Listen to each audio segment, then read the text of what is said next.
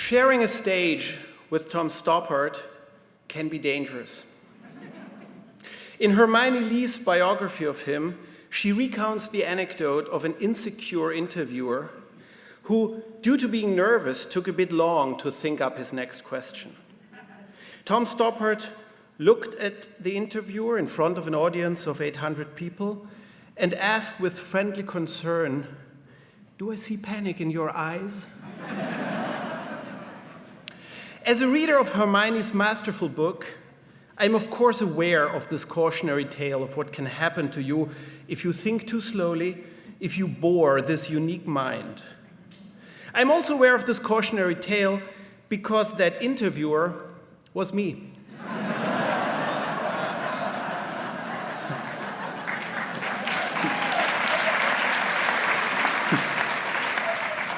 I remember it very well. It was indeed panic he saw in my eyes. 2009 at the Salzburg Festival, which is where we met and became friends. Many years later, in a cafe in Notting Hill, Tom told me he was working on a Viennese play.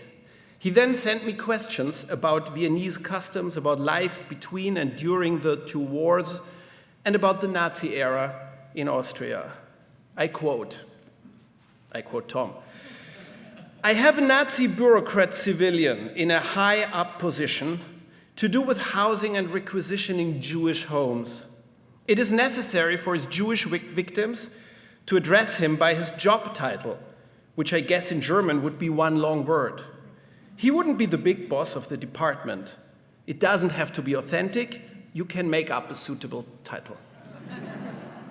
To which I answered, "The Nazis loved the word Leiter, and they loved euphemisms, so they wouldn't have said Arisierung, they would have said Umzug, relocation. Also, they loved Amt and Hauptamt, so an invented but quite believable German job title would be Umzugshauptamtsleiter. And if he's not supposed to be the boss, he could be one of the deputies, which would be stellvertretender Umzugshauptamtsleiter." Which sounds like a joke for non-German speakers, but in German it is realistic. To which he answered, "To tell you the truth, I don't know whether to use titles in German or English, even Herr and Frau. I have German speakers whom we hear in English, of course, and also an Englishman supposedly speaking German with an accent. It's all madness with any bedrock logic. I'm putting that problem aside for the moment, but I can't resist Umzugshauptamtsleiter." But he could.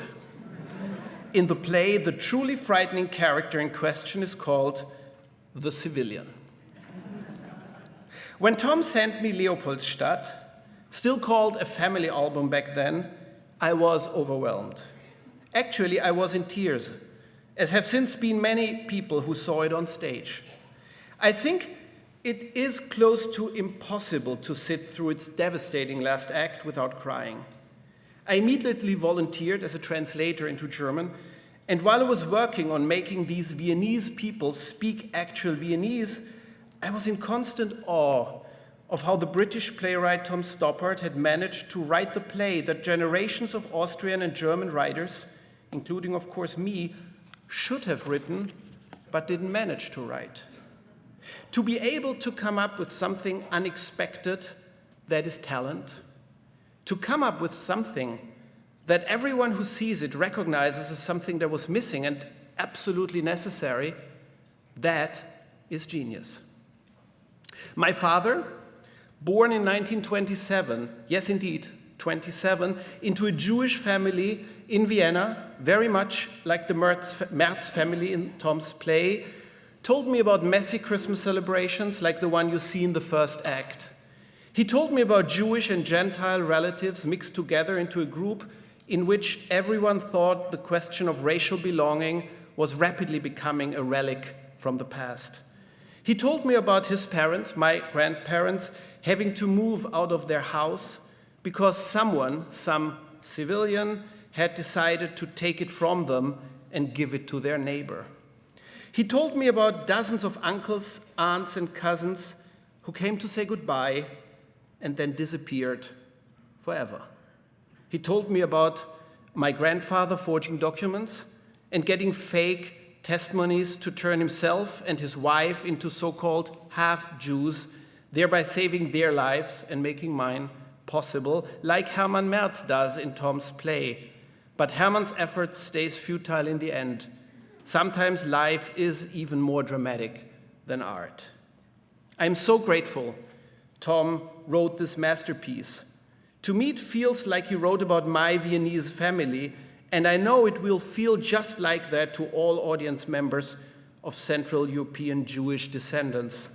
And everyone else will be overwhelmed to see a world brought back to life that was once bright and hopeful and then disappeared into the deepest darkness. We are very lucky that Leopoldstadt is making its way to New York and that its author, the living legend, is here for its only public event in New York this fall. This time, I will do my best to hide the panic in my eyes. Please join me in welcoming Tom Stoppard.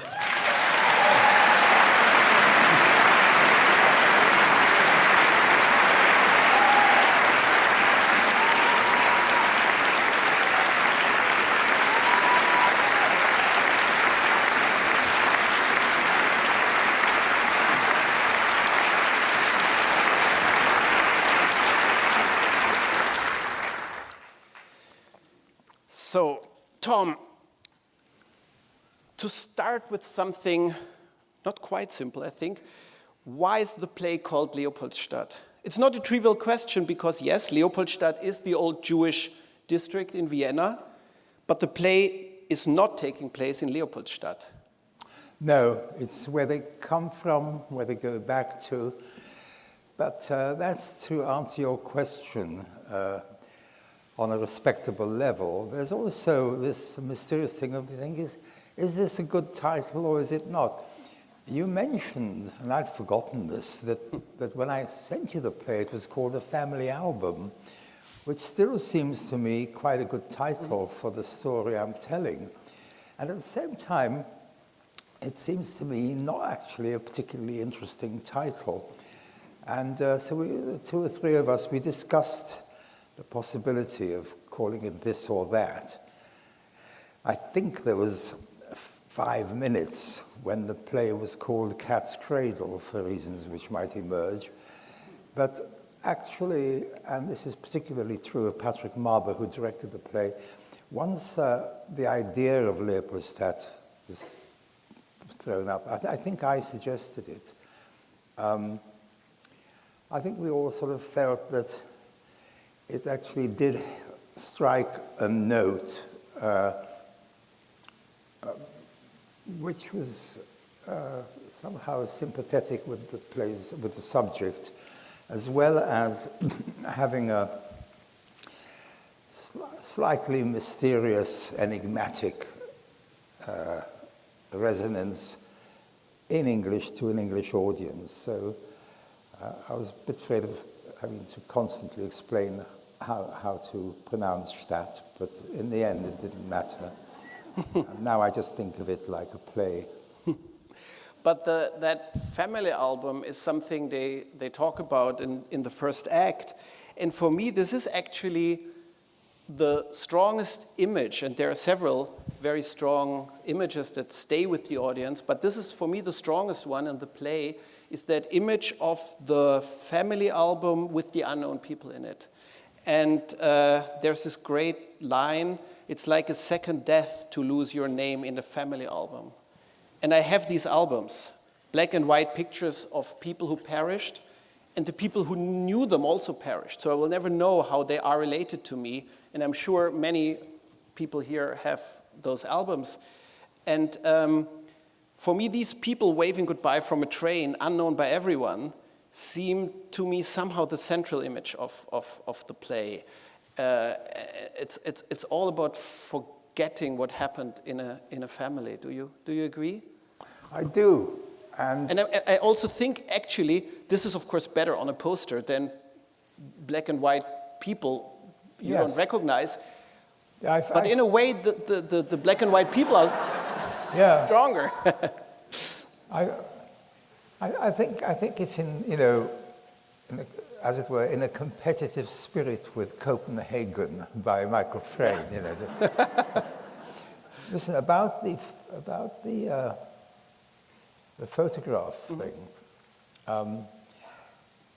Actually, you know, back in the day when one was speaking to a few hundred people, maybe many fewer, and that's as far as anything you said went, I used to be quite indiscreet. And now the shadow of the internet hangs over everything one says. So unfortunately for you, I become a bit cautious about what I actually tell you.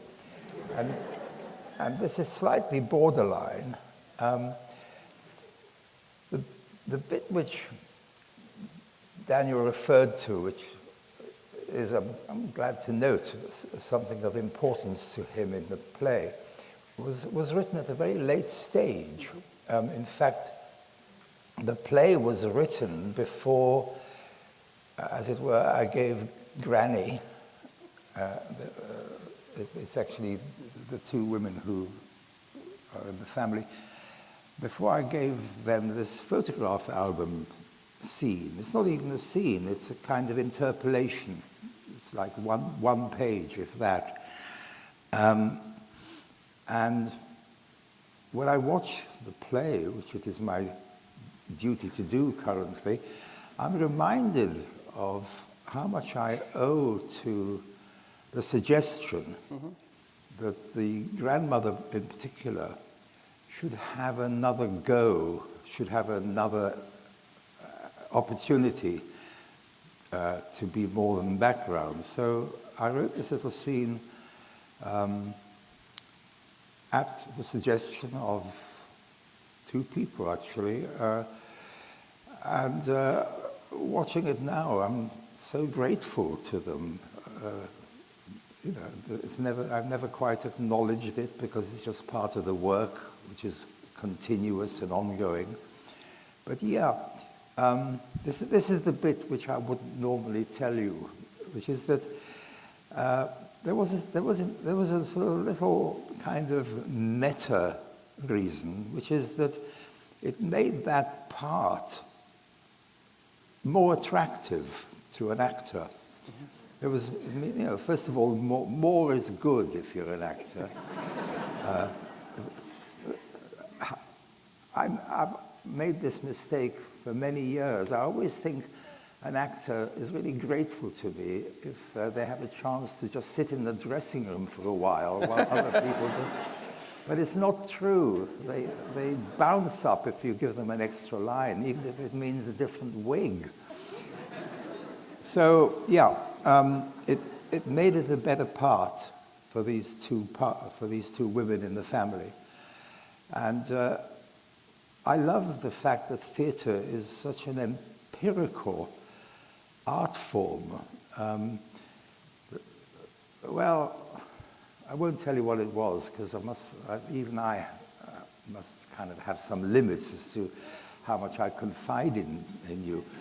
But this morning I woke up to a text from the director saying, "Do you mind if I cut X, Y, Z?"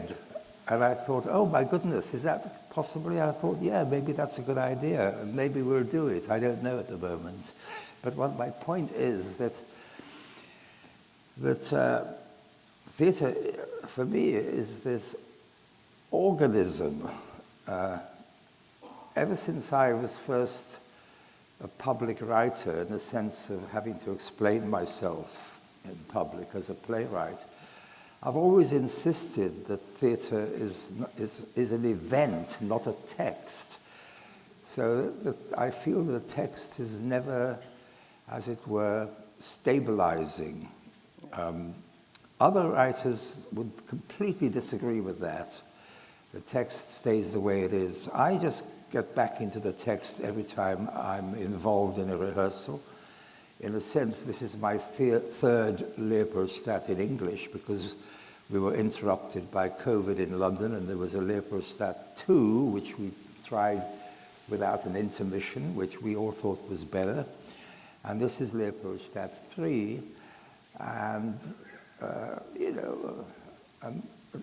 a person on a galloping horse wouldn't notice any difference probably, but there are differences which are significant to me. But I'm still not going to let you go on that topic just yet of forgetting, because at the end, in the very, very powerful last act, there is especially one remaining survivor of that family, and all the memories come back to him. And before that, he has forgotten all about that. And you have described several times that the process that led you to write Leopoldstadt was somehow similar to that. You were not aware of some parts of your own family history and past. And could you maybe talk about that? It was different. In my case, it wasn't that my memory was jogged and suddenly I remembered things I'd forgotten. As Daniel says or implies, the play ends up with a scene in which there is a young Englishman in 1955 who would be roughly my age in 1955. And like me, he comes to England at the age of 8. And in the last scene of the play, he says a few things which represent my own feelings at that time, and indeed in arrears now. But it was not that some circumstance caused me to remember my forgotten past. It was much more the case that I didn't really know much about my past because my mother never really went there, as the phrase goes now. And I, for reasons which I can't really explain, had no special interest in insisting on looking there and going there. Why that should be so, why I didn't want to do it, is simply a question on top of a question. And that resolves into some kind of character defect, I suppose. This sort of lack, this almost culpable lack of curiosity almost. I wasn't that curious about it. I'm not sure how mysterious these utterances are.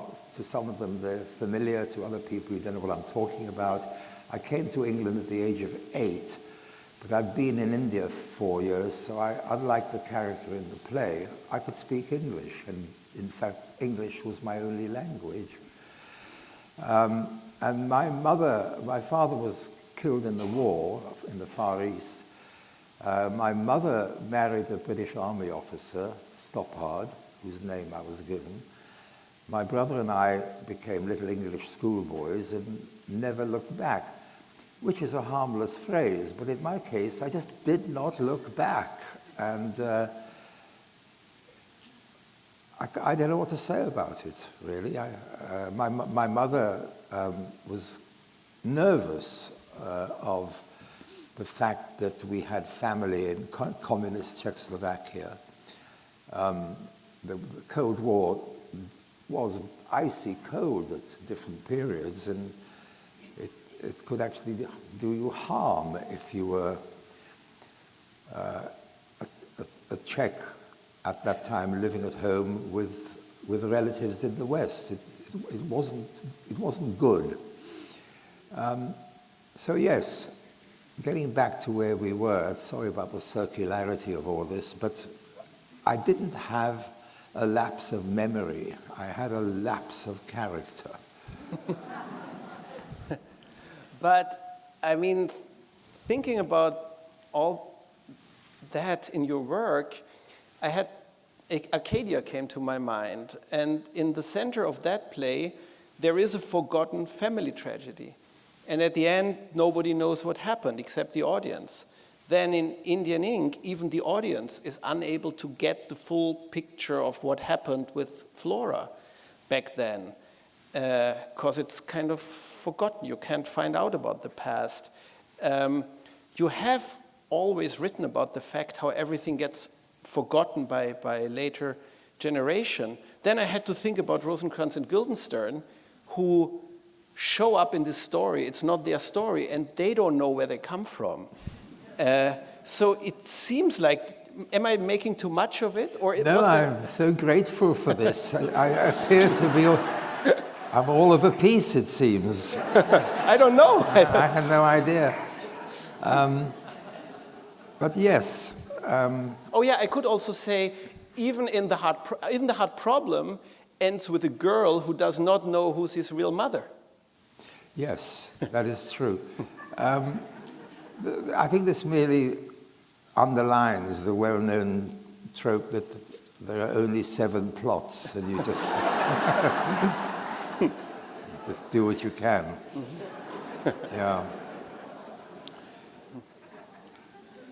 But it did seem because there's no panic in your eyes. There is some panic,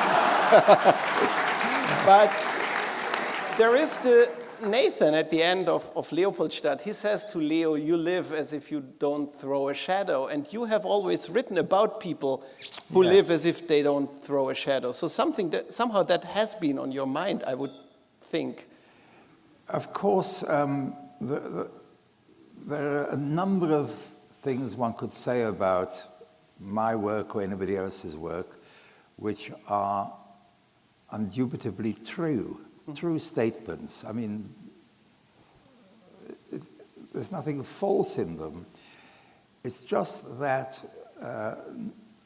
most often, what is not quite taken into account is that there isn't really an element of self-awareness about them. So nobody, as I'm sure you can imagine this, nobody is sitting in my chair saying to himself, you know, I ought to sort of do something about the fact that these people have a kind of fake, an unknown background which we never get to the bottom of, like an infinity of mirrors. I'm not thinking, I don't know what I am thinking. It's really difficult to talk. I mean, it's lovely to, as it were, meet you all, but I feel that I'm in a sort of slightly false position because there is some kind of natural assumption that one is aware of what one is up to and is overseeing it. And I don't really feel like that. I'd love to quote something, if I may. I can quote this, I think, without conceit, because I'm not actually sure whether it was I who wrote it, but it's something Belinsky says in The Coasts of Utopia. He's a critic, and this is Russia in the 19th century. And he explains that he's not himself an artist. He said, you know, I'm not a poet, he said. With a real poet, you can watch him sitting there with the pen in his hand, and it's moving, and then it stops moving, and then it starts moving again. It's, what happened in that moment, he says. Not even the poet knows what happened in that moment. It's a very odd thing, the creative imagination, because it's straw without bricks and bricks without straw, and suddenly you have a brick. I don't know. All I'm saying is this kind of advanced self-defense is that I don't really work from a set of principles, and I don't really work from very much awareness of where things are going. What is that phrase of, well, you mustn't give away the plot of a play, whatever it is, you know, warning, some kind of warning. Spoiler alert. Spoiler, thank you. Spoil it. Yeah. As you have already noted, my brain is going rapidly. But, you know, in Leopoldstadt, at a certain point, a certain person suddenly is seen to be having an affair with another person. And I had no idea this was going to happen until I reached the end of the previous scene. And it sounds incredibly, I don't know, cold-blooded somehow, or even it sounds too, as it were, mechanistic. But you're more or less sitting there thinking, what can I do now which the audience won't expect? Oh yeah, I can do that. So that's what you do. It's not like before you started writing the play, you have some sense of what it must embody in what order and so on. And I'm constantly sort of denying my own mantra, which is that, you know, for me, the art of playwriting is the art of controlling the flow of information from the stage to the audience. It's all about what information is emerging and in what order and with what degree of clarity and with what degree of opacity. And I believe that's the case, but that sounds like a very self-conscious procedure, and it's quite extraordinary how much of the procedure is actually unconscious. So, is it also unconscious? You mentioned that affair in the beginning of the play, in the first act, or is it in the second already? But that affair anyway. It's a lot like a Schnitzler play. And they are actually reading and performing Schnitzler.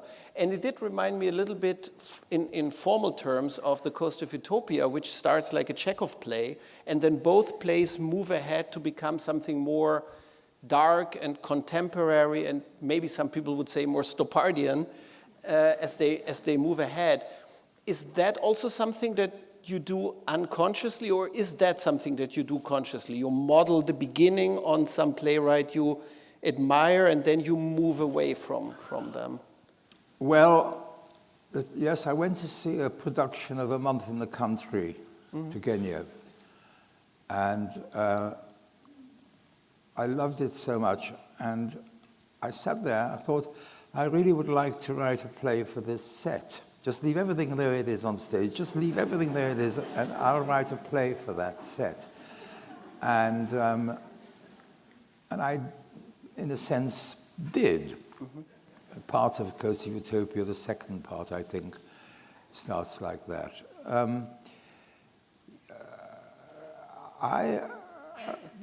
I'm so utterly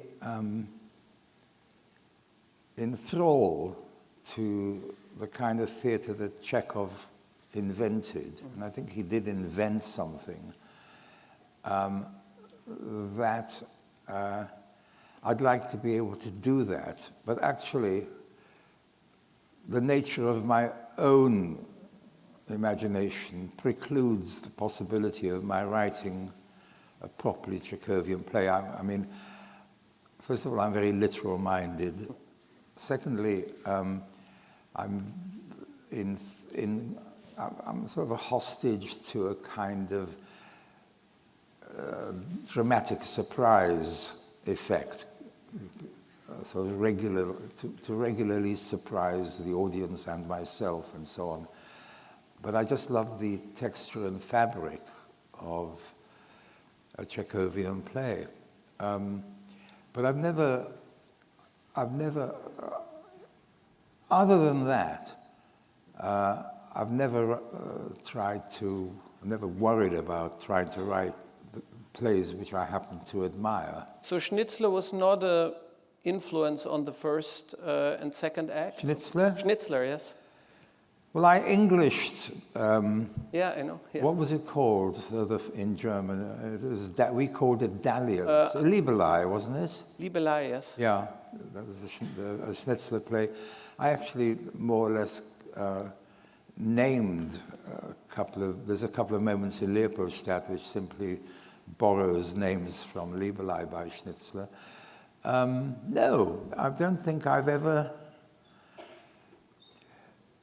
I'm doing this again. I'm talking as though actually I have a one I prepared earlier kind of answer. And I don't actually have that kind of answer to any question because my view of the plays is retrospective. And I wish to God I knew how I got into a new play, because I'd be doing that now. I tried before leaving England, 3 weeks ago. I was still trying. And I'm just sitting there thinking, how did I do it before? I don't understand why I can't just do it now. Yeah, your turn. Well, let's talk about history for a bit. So another very powerful image in the play is that Christmas tree with the Star of David on its top, which might seem baffling to many contemporary audience members, but it captures exactly the spirit in a Jewish household in Vienna or Prague at the turn of the last century. Could you speak about that mixture of traditions that defined this very particular historical moment around the year 1900 in the life of Jews in Vienna and in the Austrian monarchy? Well, my mother was, occasionally we would talk about the past and Zlín in Moravia, where I was born. And, when I was kind of middle-aged and she was in her last years, she wrote down some stuff for me and we talked. And she said, the thing is, all my four grandparents were Jewish. We were Jews. But my mother said, of course, we weren't Jews. There were Jews downtown who in black hats and locks, black garb. They were the Jews. And in the family, nobody took the slightest notice. Some of us married Catholics without comment. And so we're talking about, what are we talking about? We're talking about 1930. My mother was born in 1911. Mm-hmm. So, we're talking about a period where being Jewish wasn't actually part of her consciousness. Certainly not part of her behavior.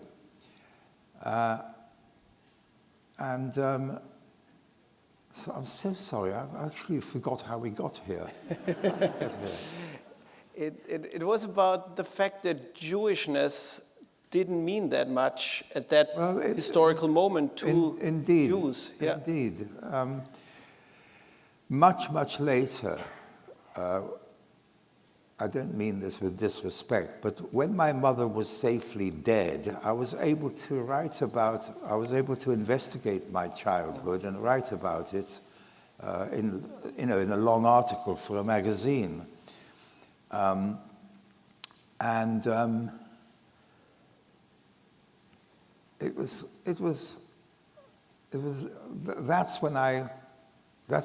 when I understood what it was to be moved by my past.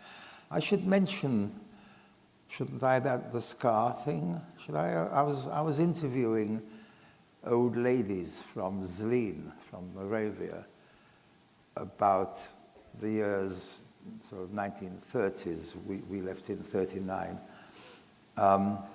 And one of these old ladies said, well, when I was 5, I put my hand through a glass pane and made a bad cut on my hand.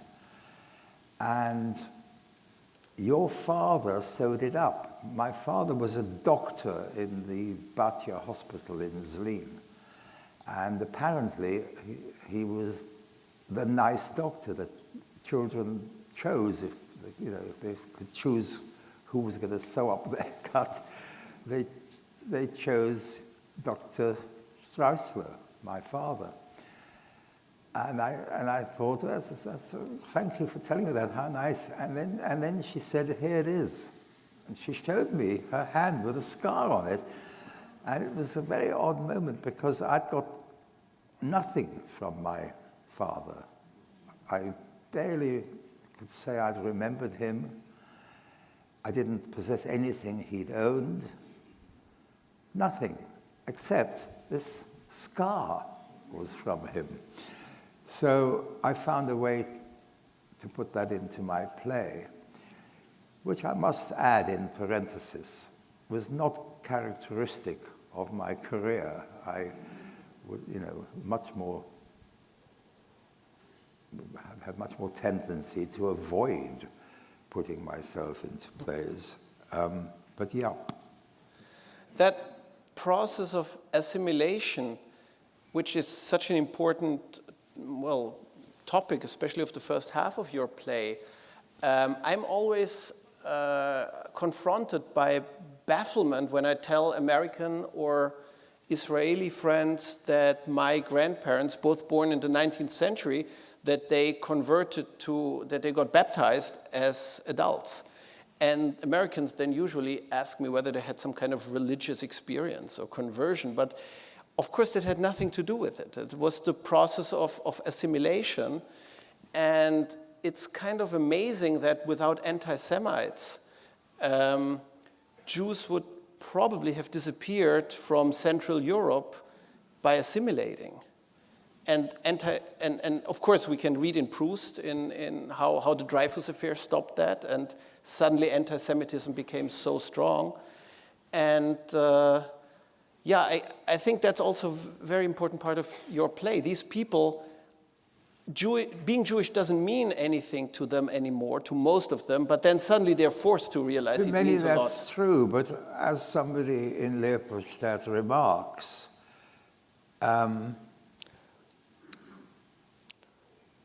assimilation doesn't mean that you stop being a Jew. Mm-hmm. And as you just said yourself, if that were the case, Judaism would become, as it were, obsolescent. But this person says, but that's not actually what assimilation is supposed to mean. Assimilation means to continue being a Jew without insult. As other religions are assimilated, nobody insults you for being Episcopalian or whatever.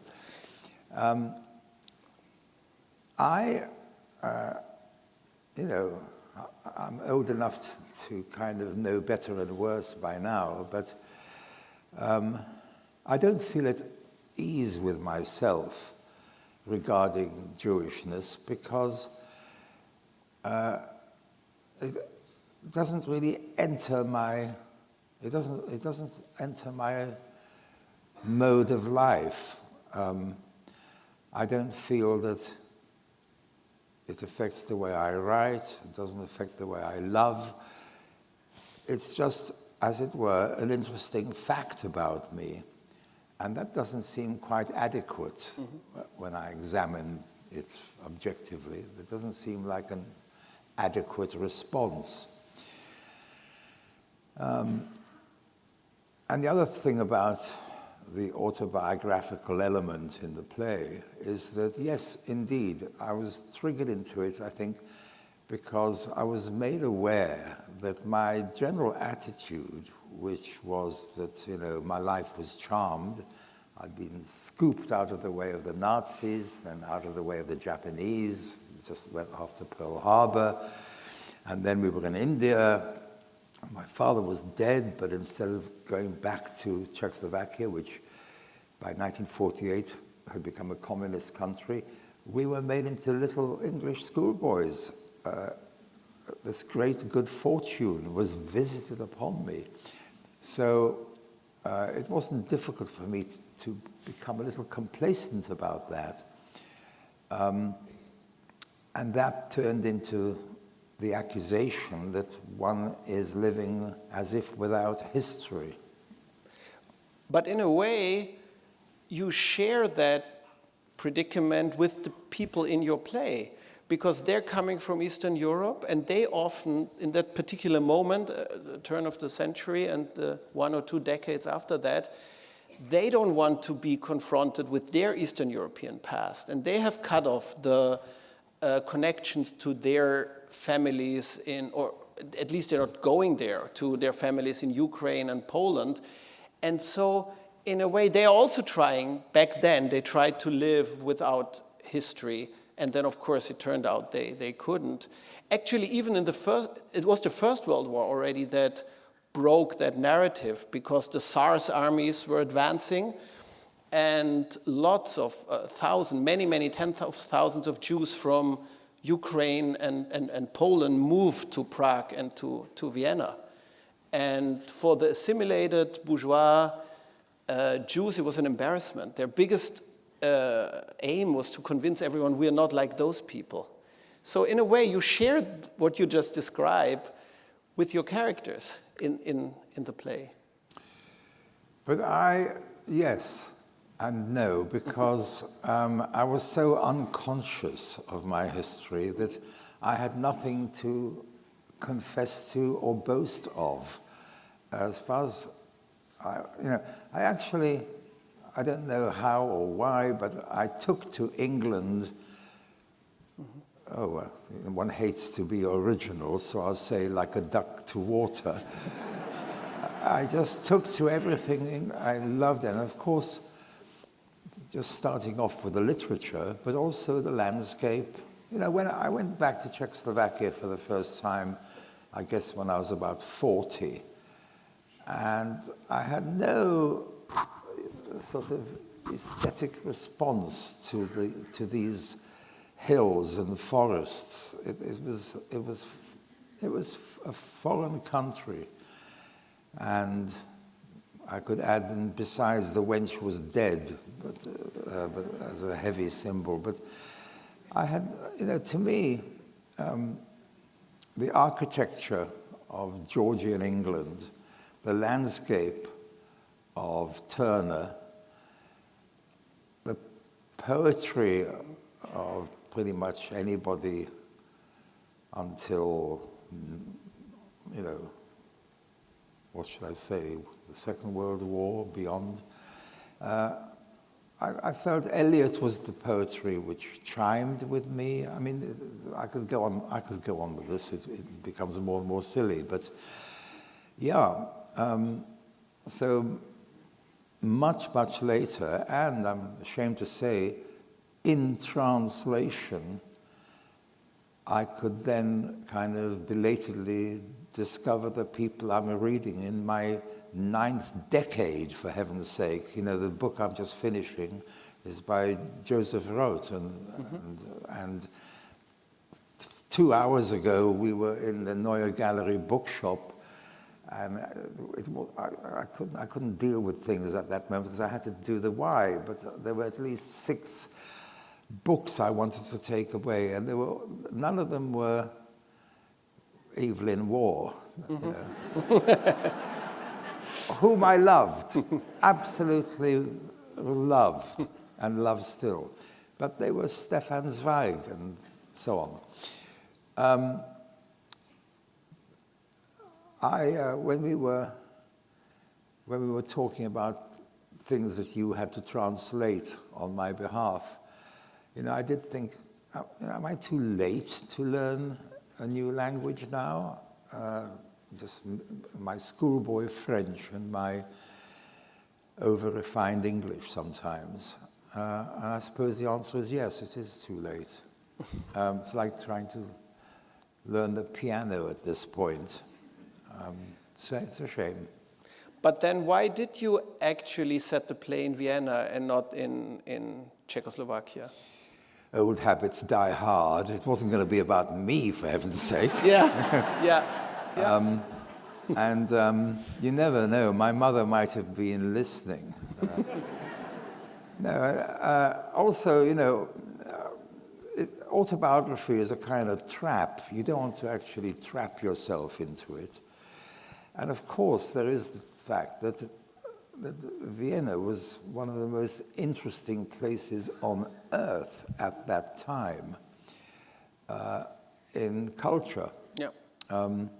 So it was a very exploitable context for any story I wanted to tell. And I'm very fond, all my life, I've been fond of just referencing things which are outside the play, but within the confine of the audience of the play. It's kind of like making, or at least not making them, but offering the audience a chance to do some of the work. There's nothing an audience likes better than that. Mm-hmm. But it is absolutely amazing how these people live with culture and art and literature and music. And from today's perspective, to see the role all these things play in their life feels like a lost paradise. But then, of course, also someone like Tony Judd has argued that there is something, a filament of sadness at the root of that, because they came from their grandparents, often their parents were still in Eastern Europe. They came to the capitals of the empire, and they were not really welcomed. And somehow they made Goethe and Schiller and Mozart their home because they were not accepted to still anti-Semitic society. So it is very beautiful, but how much they love all these things. But then also it is a sign of them not fully belonging. You know, suddenly you've embraced Goethe and Schiller as well. This is so true. There's probably a German phrase for this, but there's some kind of national spirit which is the nation more than the politics is the nation. Mm-hmm. Russia, because of the great writers that we know and the ones we read, Russia is it's a great nation by the criteria which mean most to me. This country, which is attacking Ukraine, in some bizarre form of coincidence, has got the same name as the country that I revere and have always, since I was a grown-up, loved, and still do. You know, one of the axes of my playwright's life is with Moscow. It's not only New York. So, you know, the Germany of Goethe and Schiller and much more modern writers, for that matter, as must be true of Britain, the writing, and perhaps this is the point and definition of art, transmits something essential about the place it comes from, the language it's in. It transcends our sort of squabbling, because when the squabbling moves to another thing to squabble about, the great art of that nation is there as before, to inspire another generation. I'm trying to encapsulate something, but I think I'm going to rely on you to help. Yeah, well, you mentioned Russia, so would like to make a little detour. There's a lot of discussion in Europe now about refusing Russians visa for the European Union. And whenever I read about that, I have to think about your Coast of Utopia and of Herzen and Bakunin and all the others, and what would have become of them if Western countries would have refused them entry to protest the brutality of the Tsar. And I think Coast has somehow become the most relevant play of our historical moment, which is quite frightening. Were you aware of that when all this happened? Did you think this is the moment I somehow anticipated when I wrote about Coast of Utopia and the people in Russia fighting the Tsar? I really didn't.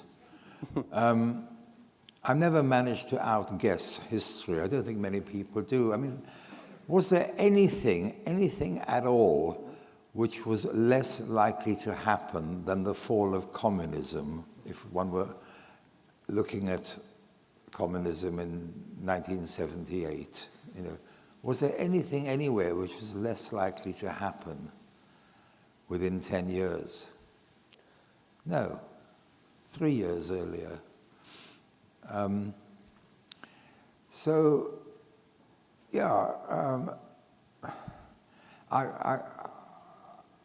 wish if it's not so much. It's not really about learning a new language. It's like learning a new kind of language for writing, a new kind of play writing. The question is whether I'm too old to engage with something which is, first of all, political, and secondly, absolutely contemporary. Mm-hmm. I don't feel that I have that sensibility. I've always taken some secret pride in being an artist of some kind, because I always felt that art laid down a kind of matrix of moral sensibility. And alongside this, right, from when I first left school, I've had a certain kind of tendency to honor the idea of journalism, because I felt that journalism was the medium through which one could alter a society to conform with a more moral sensibility. That the play, if you like, kind of lays down an idealized future for how we behave towards each other. And journalism keeps us aware of what's going on in the world and prevents us from being fooled too often. But I don't know how to combine the two. But I do feel there is some real anger in Leopoldstadt, and maybe I'm wrong about that, in the last act when they talk about how the free world let the Jews down and didn't help them, and all the things that were not done to help them, and the catastrophe of Evian, and the catastrophe of the St. Louis. You kindly adapted my play about that. So I feel like that is some hot core of anger that Leopoldstadt is transmitting. You're not relaxed about that. To me, that's rather clinical. It's fine, you know. It's in the play. She says it. It makes sense, and it's historically important. It's the easiest part of Leopoldstadt to write. I could write that in my sleep.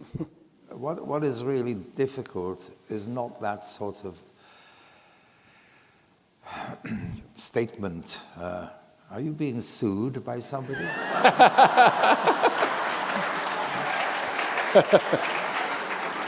Yeah, seems like it. Yeah. No, I got the questions. I got the audience questions. We're gonna move towards soon.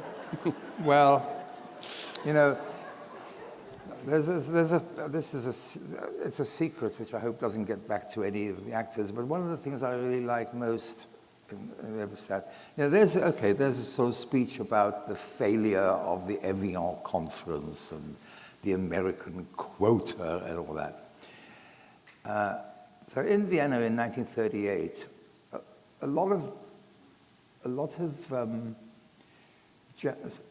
good number of Gentiles divorced their Jewish spouse in order to escape the murder machine. And in my play, there's a Protestant in this extended family, and somebody says, are you going to divorce Wilma? And I never talked to the actor about this. I mean, I just wrote for the character to say, divorce Wilma? What an idea. And the actor has found a way to be absolutely furious by the suggestion, to treat it with utter contempt. I wish I hadn't said this now, because it's all on the bloody internet, isn't it? So I was just talking to the people in the room. But yeah, what I'm trying to say is that that's a sort of detonating fragment. It's a detonating moment. Whereas a speech about the American quota system and its failure to act and all these countries on Lake Geneva, you try to make it as gainly as possible. Gainly is the opposite of ungainly, I guess, and that's it. But we have questions from the audience, like, where no, but I see what you mean. One is a genuinely theatrical moment, and the other one is a moment where actually it's the facts that make people angry, but not the... Yes, and it was what we were talking about. It's the difference between politics and humanity. But people do groan when Rosa gives that speech. Yes, so do they, really? Yeah, they do. Okay. Yeah.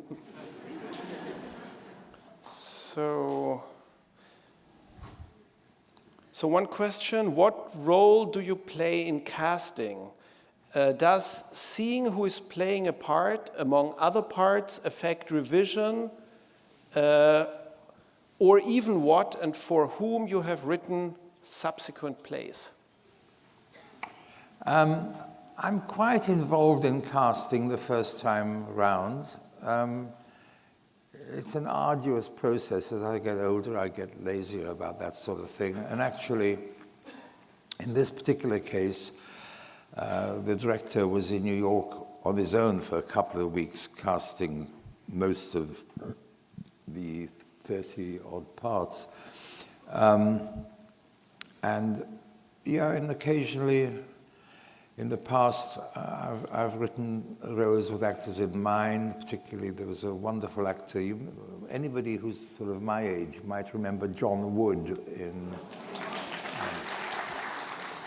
So that's happened also. But at the same time, one hopes that the play will be done by somebody else later, and so it's not that limiting. The only thing I'd say about the rest of that little question is that it's interesting how being a playwright is a very solitary occupation, isolated occupation, until you're ready to turn it into theatre, and then it's not solitary at all. You become interdependent with a large group of people for a long time. So next question here is, are there differences in British and American audiences? Yes.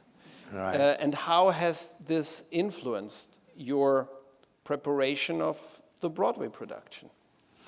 I don't think there is any difference of any significance. I certainly, obviously it's an Anglophone play, and these are Anglophone countries united more than divided by their language. Certainly, I don't think I can say that there's a sort of New York version of a line. Mm-hmm. No, it comes from the character. I rely on their people. I write for myself, people like me, and I rely on these people living in both countries, which they do. And what was the other thing there? That was it. That was it, yeah. So I like that question. Would you both talk about your collaboration on the play about the tragedy of the voyage of the St. Louis? Oh, yes. I didn't smuggle that in there. It's really here. Did you write that one? Yeah.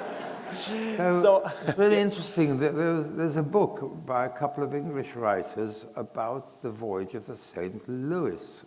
Louis or Louis? I think Louis. Okay. This is a boat which left Germany in 1939, full of escaping refugee Jewish families who were hoping to start a new life in Cuba. And they left Hamburg, I think it was, with some expectation of being allowed to settle in Cuba. At the Cuban end, there was so much slightly comical corruption and also uncomical corruption, and also politics of various kinds. And in the end, they were not allowed to land, and the boat headed back to Hamburg. And indeed, they were all in, I mean, they kind of knew that they were going to their deaths.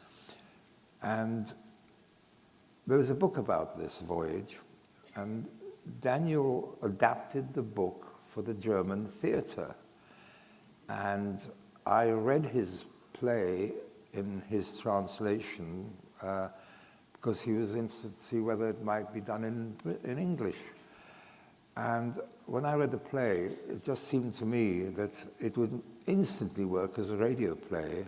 And so I adapted it, which required very little effort on my part, as a radio play, which went out on the BBC probably a year and a half ago, I don't know. And fascinatingly, I'd never heard of the St. Louis until then, and subsequent to that, I kept hearing about it, the way things are. Yeah, if I can add something to that, giving this play to Tom and having it adapted by him was the most amazing experience. It was like being rewritten by Chekhov. It became so much better. So it was one of the most amazing and humbling and thrilling experiences of my writing life. Didn't see that one coming. What are you going to write next?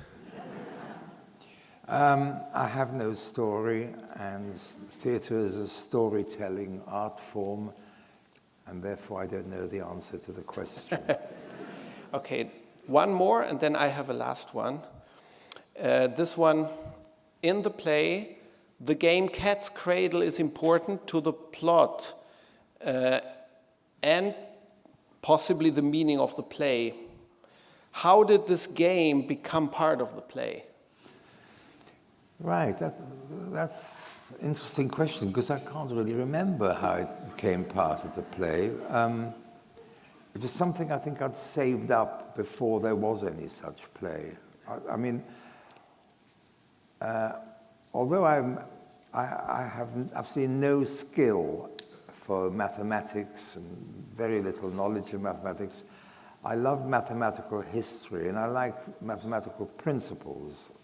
And you can be very, as it were, complicit with all of that without having any arithmetic.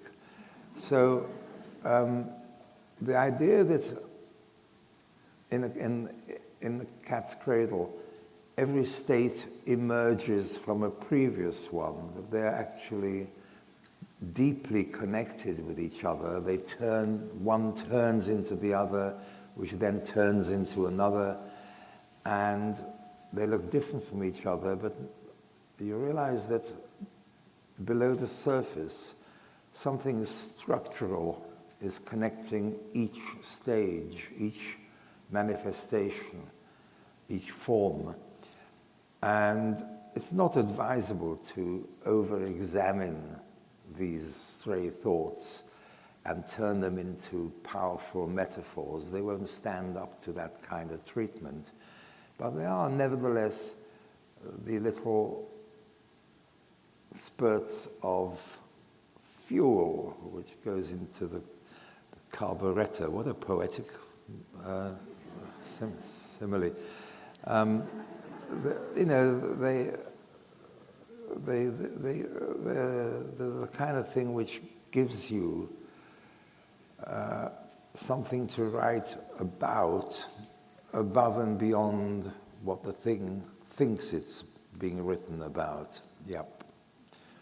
In that vein, does Ludwig indeed solve the Riemann hypothesis? Sorry, say has Ludwig indeed, has he solved the Riemann hypothesis? hypothesis? The Riemann hypothesis. Has he solved Riemann? No, nobody has to this day. So because of course his solution is lost, but in your mind, has he In my mind, solved it when he thinks he solved it? Well, shortly before he dies?